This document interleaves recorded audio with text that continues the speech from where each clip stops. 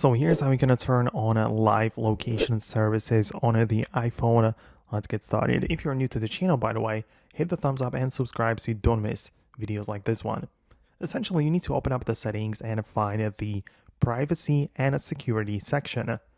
There, you can manage the location services, and at the top, you have one main toggle which has to be turned on to activate the location services. That's fine.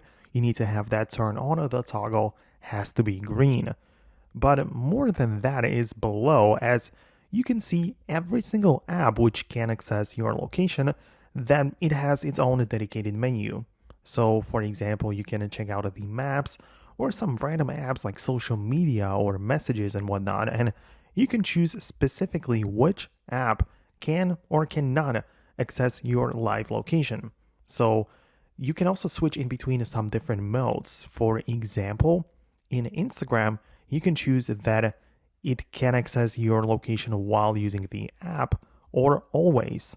If you set it to always, it means that it's going to be like a live location shared at all times, right? So even if you close the app, your phone will still give the location away to the Instagram app, right? So if you choose it to while using the app only, it will only access it when you are actually using the Instagram. So this is a difference, right? Obviously, you need to make sure you set it up the way that you'd be happy about it.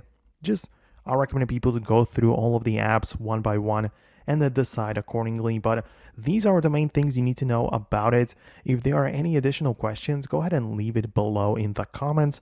Most definitely hit the thumbs up if you like this video, and I'll catch you in the future one.